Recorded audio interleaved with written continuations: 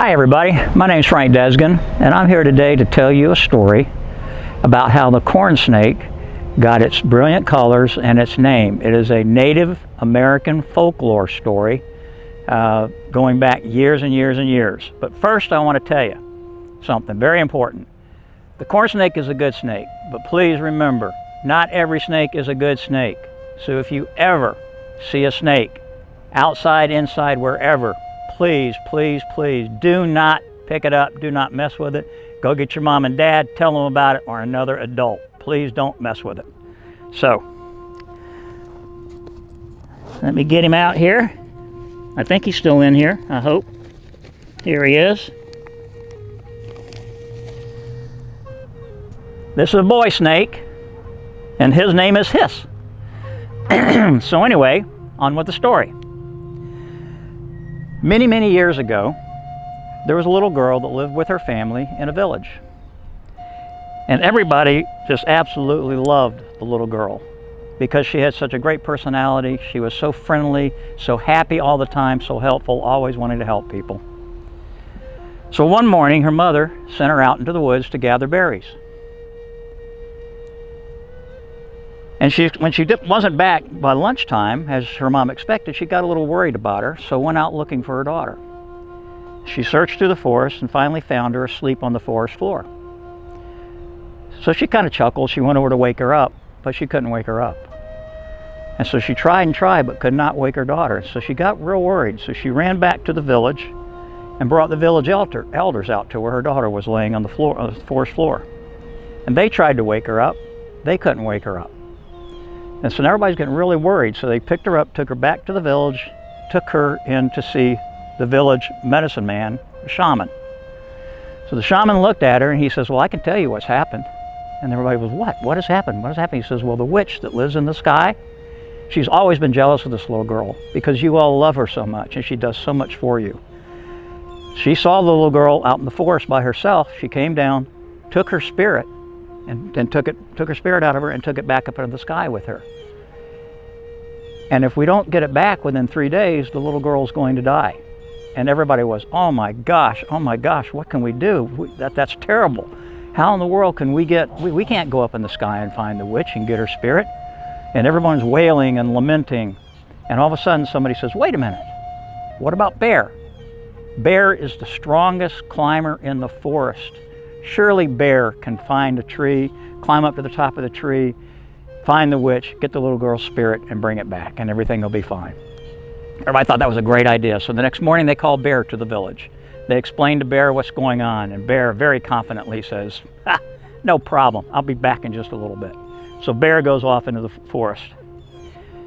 Well, the day's going on, and the bear's not back, so people are starting to get concerned about what in the world's going on. Well, finally, just before dark, Bear straggles back into the village, just worn out, head hung low.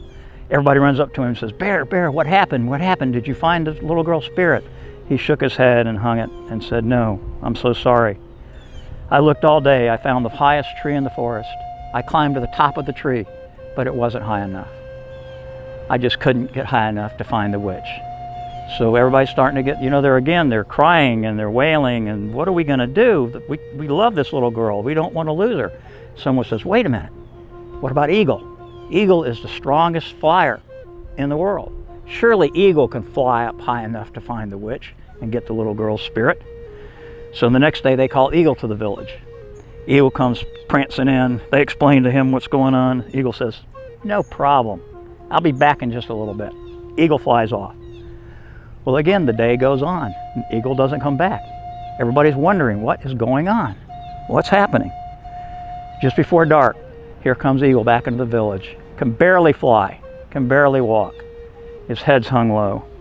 And everybody runs up to him and says, what happened? What happened? Were you able to find the witch and get the little girl's spirit? He shook his head and he says, no, I am so sorry. I flew as high and as far as I could, but I still couldn't fly high enough to find the witch and get the little girl's spirit. And now everybody is really, really upset because they've only got one more day. Oh my gosh, Bear, the strongest climber, Eagle, the strongest flyer, they couldn't help us. What in the world are we going to do? We only got one more day.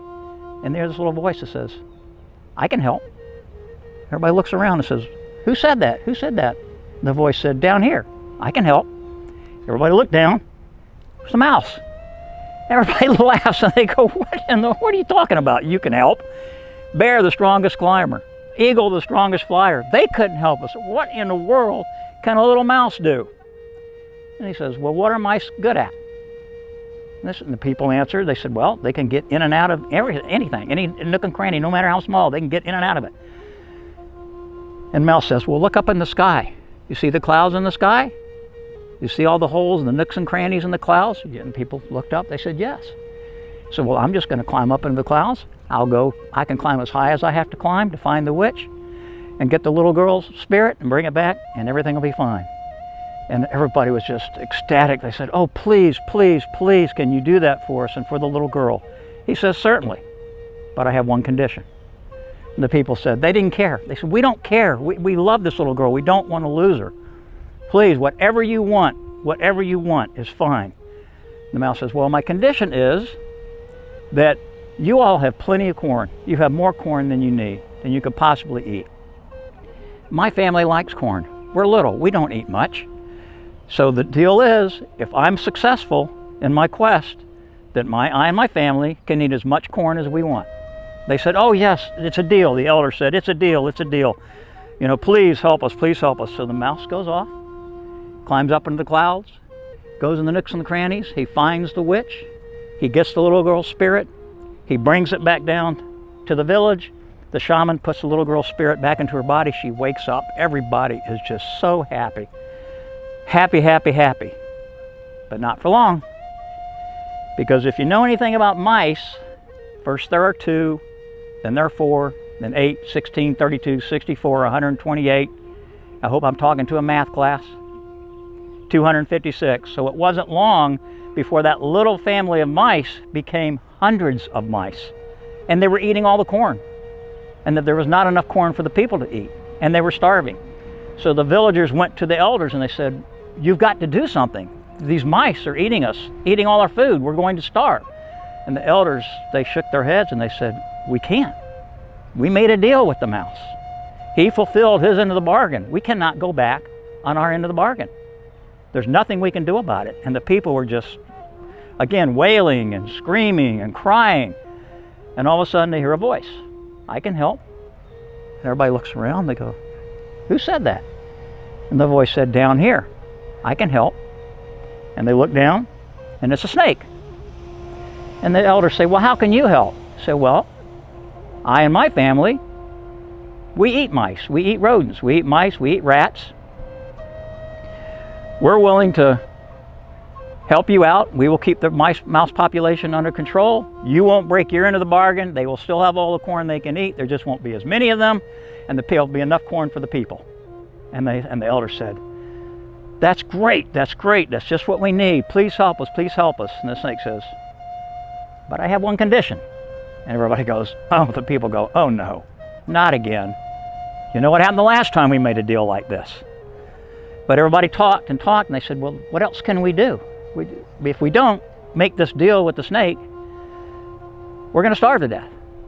So they go, okay, what's your condition? He says, well, if we're going to do this, right now, whenever I and my family come into the village, the women and children grab sticks and they beat us and chase us out of the village.